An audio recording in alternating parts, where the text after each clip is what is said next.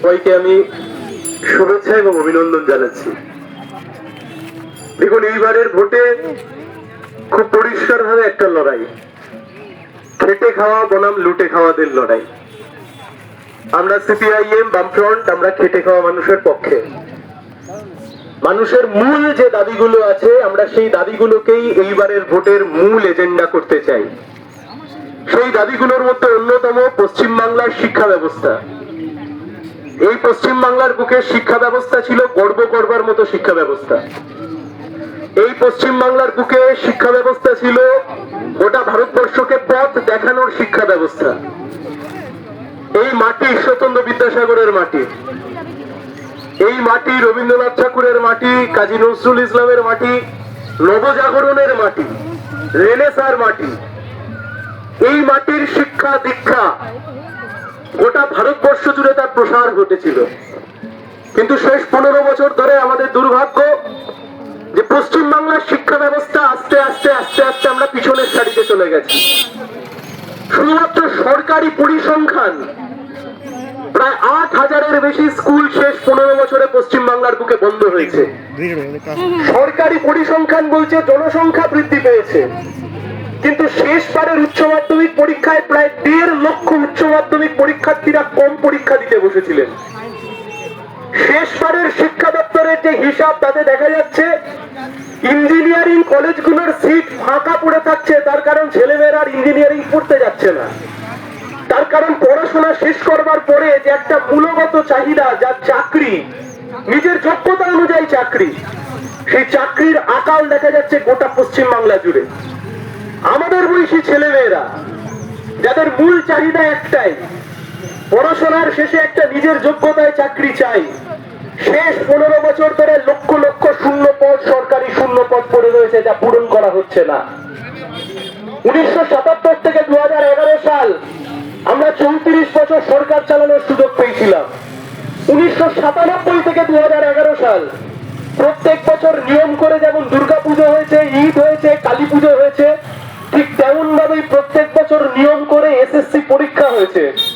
যে এসএসসি পরীক্ষায় আপনার বাড়ির ছেলে, আমাদের বাড়ির ছেলে মেয়েরা, সে তৃণমূল করুক, কংগ্রেস করুক, বিজেপি করুক, সিপিএম করুক, যাই করুক, এসএসসি পরীক্ষার মাধ্যমে সে চাকরি পেয়েছে, সে শিক্ষক হয়েছে, শিক্ষিকা হয়েছে।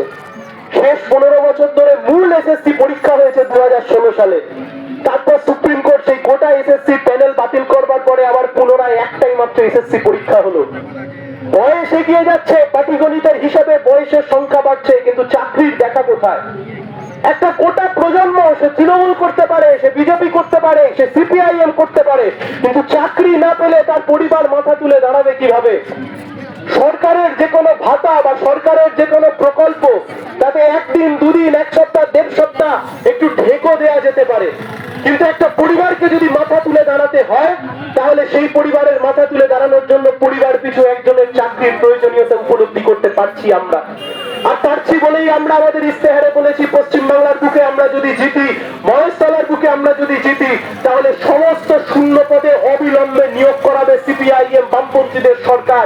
তার কারণ চাকরি না থাকলে, কম বয়সীদের হাতে টাকা না আসলে, সংসার না মাথা তুলে দাঁড়াতে পারলে সমাজ ব্যবস্থা এগিয়ে যেতে পারে না।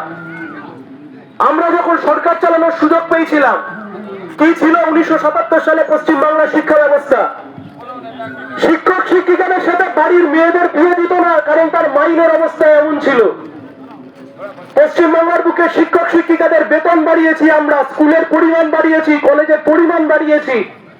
আর তা বাড়ানোর পরবর্তী সময়তে আমরা শিক্ষাকে অবৈতনিক করেছিলাম। প্রাথমিক শিক্ষা ক্লাস 8, ক্লাস 10, ক্লাস 12, অবৈতনিক শিক্ষা ক্লাস 12-এ কম পয়সায় পড়াশোনা করবার সুযোগ। আমরা আবার আপনাদেরকে প্রতিশ্রুতি দিচ্ছি, আপনারা যদি আপনাদের মূল্যবান ভোট আমাদেরকে দেন, আমাদেরকে যদি জেতান, তাহলে পশ্চিমবাংলার বুকে ঠিক কেরালা যে কাজ করে দেখিয়েছে সিপিআইএম এর সরকার, গ্রাজুয়েশন অব্দি সম্পূর্ণ বিনামূল্যে পড়াশোনা, সেই কাজ আমরা পশ্চিমবাংলার বুকে করব। স্মার্ট স্কুল গড়ে তুলব দিল্লি সরকারের আমলে। দিল্লির বুকে যে আম আদমি পার্টি সরকার চলেছিল, তারা যে স্মার্ট স্কুল গড়ে তুলেছিল, এই কাজই তো রাজনীতির মূল কাজ। রাজনীতির মূল কাজ কি ধর্মকর্ম? রাজনীতির মূল কাজ কি মন্দির মসজিদ? রাজনীতির মূল কাজ কি কে কত বড় ধার্মিকতা প্রমাণ করা?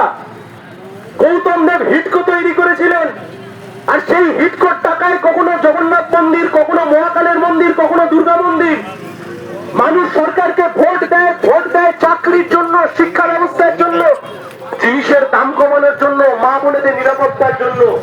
যদি মন্দির বানানোর জন্য সরকারকে ভোট দিতে হতো, মন্দির বানানোর জন্য ক্লাবের ছেলেরাই যথেষ্ট, তারাই সবাই মিলে চাঁদা করতো, সবকিছু তুলে পুজো পার্বণ মন্দির সমস্ত কিছু করতে পারে। তাই আমরা আপনাদেরকে বলছি, যদি পশ্চিমবাংলাকে এগিয়ে যেতে হয়, মা বোনেদের নিরাপত্তা। কি ঘটলো দিনের শেষে আরজিকর কলেজে আমরা সবাই দেখলাম, সরকারি হাসপাতালের অভ্যন্তরে একজন সরকার হাসপাতালে ডাক্তার বাবুকে তাকে খুন করে ধর্ষণ করা হলো। প্রথমে রাজ্য সরকারের পুলিশ, তারপর কেন্দ্রীয় সরকারের সিবিআই।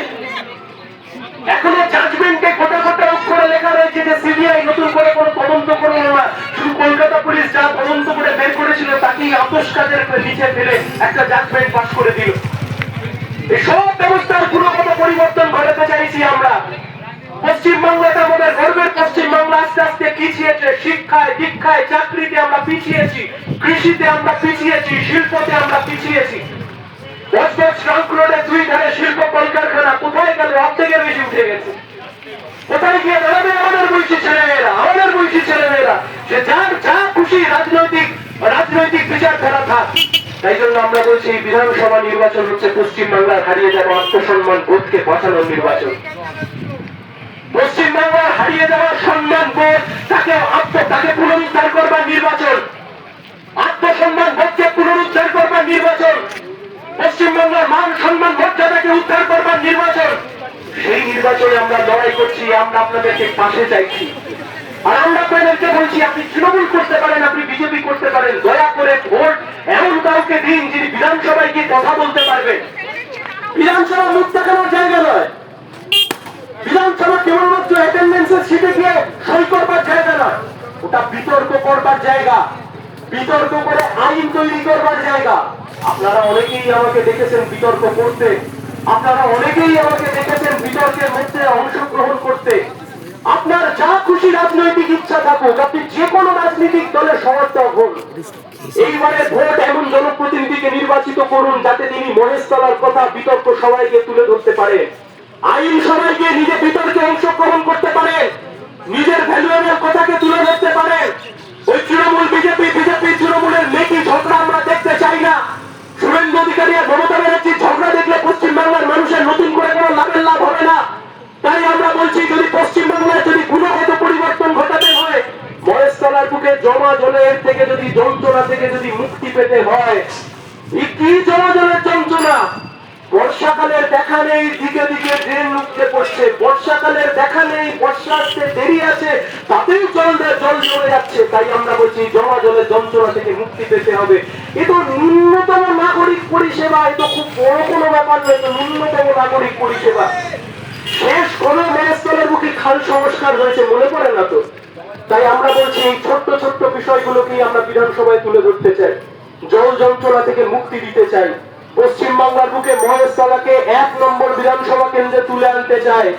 বিধানসভায় গিয়ে মহেশতলার কথা, আপনাদের কথা, দুঃখের কথা, যন্ত্রণার কথা, মানুষের কথা, দাবির কথা, অধিকারের কথা, কর্মচারীদের চাকরির কথা, মা বোনেদের নিরাপত্তার কথা, শ্রমিকের কথা, কৃষকের কথা বিধানসভায় তুলে ধরতে চাই। তাই জন্য আপনাদের কাছে করজোর করে একটা সুযোগ চাইছি, সুযোগ দিন, ভরসা রাখুন, ঠকবেন না, কথা দিচ্ছি।